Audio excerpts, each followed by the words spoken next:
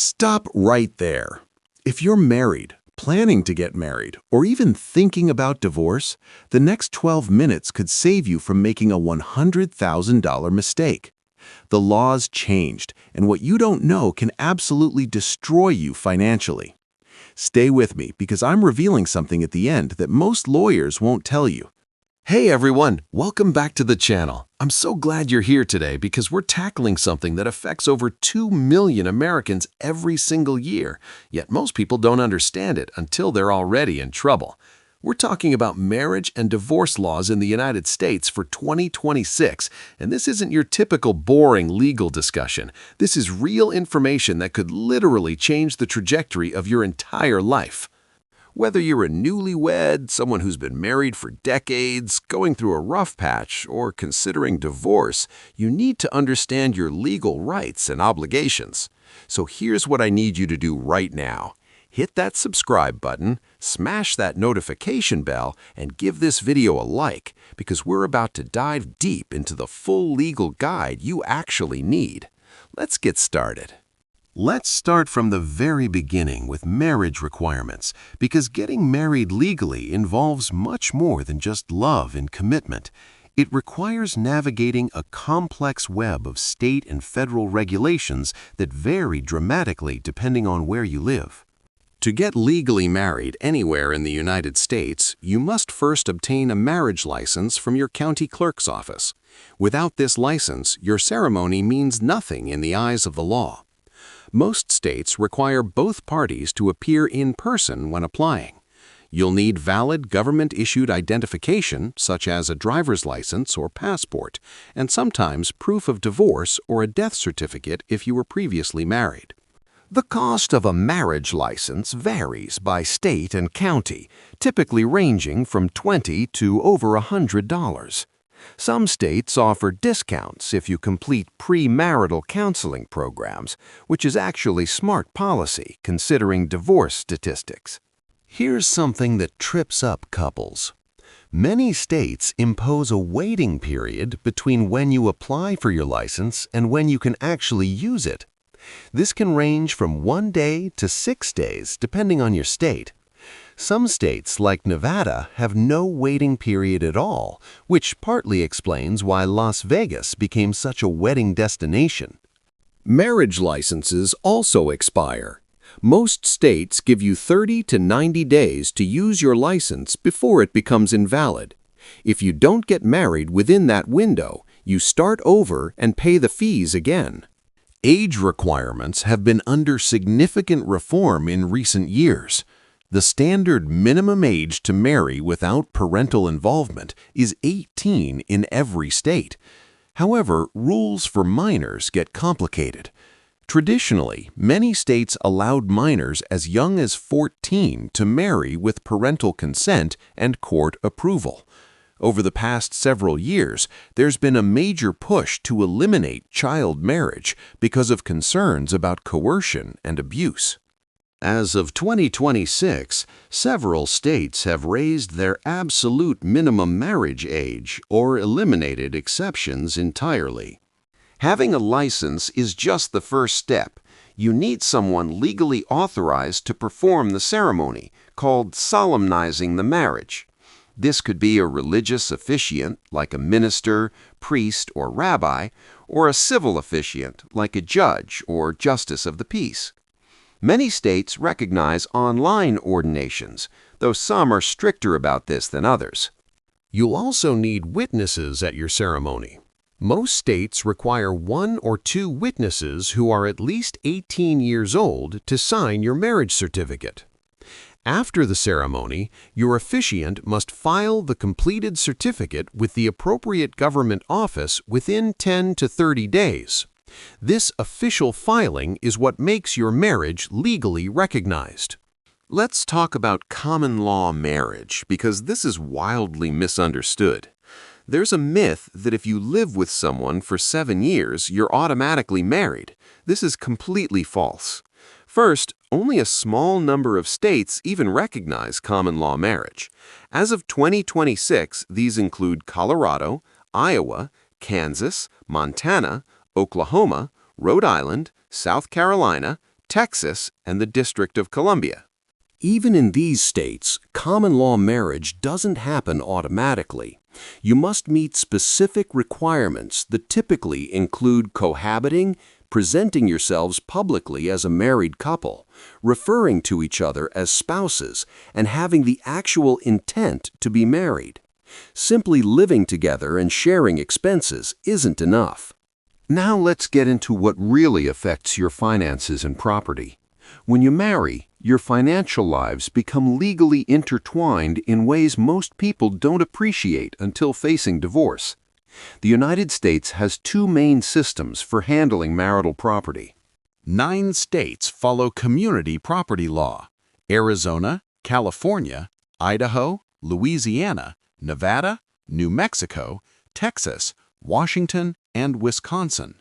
In these states, almost everything acquired during marriage is considered equally owned by both spouses, regardless of whose name is on the title or who earned the income. Property you owned before marriage or inherited usually remains separate, but it can get complicated if you mix it with marital property. The other 41 states follow equitable distribution. Equitable means fair, not necessarily equal or 50-50. Courts divide property based on what they consider fair given the circumstances.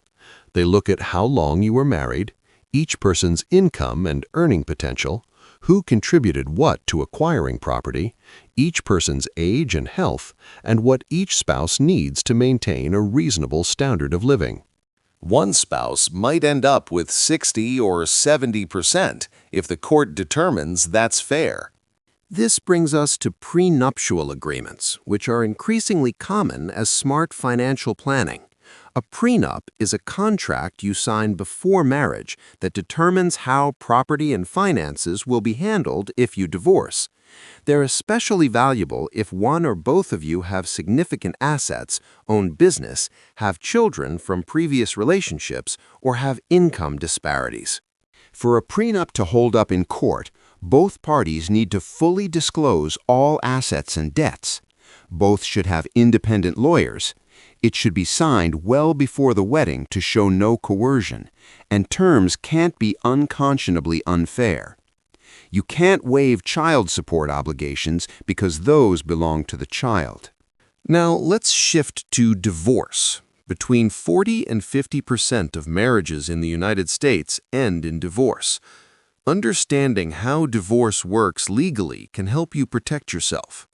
Every state now allows no-fault divorce. You don't have to prove your spouse did something wrong. You can simply state irreconcilable differences or that the marriage has irretrievably broken down. Some states still allow fault-based grounds like adultery or cruelty, and proving fault can sometimes affect property division or alimony, but it's not required. To file for divorce, you must meet your state's residency requirements. Most states require 6 months residency in the state and a shorter period in your specific county. This prevents state shopping for favorable divorce laws. Divorce comes in 2 forms, contested and uncontested. An uncontested divorce is when both spouses agree on all major issues, including property division, alimony, and if there are children, custody and child support. These are dramatically faster and cheaper, often finalized in 2 to 3 months and costing a few $1,000s or less. Contested divorces are completely different. When spouses can't agree, the case goes to trial where a judge decides. Contested divorces commonly take a year or longer and easily cost $20,000 to $50,000 or more. This is why most divorce lawyers strongly encourage settlement. Child custody is often the most emotionally charged aspect of divorce. Courts make custody decisions based on the best interests of the child standard.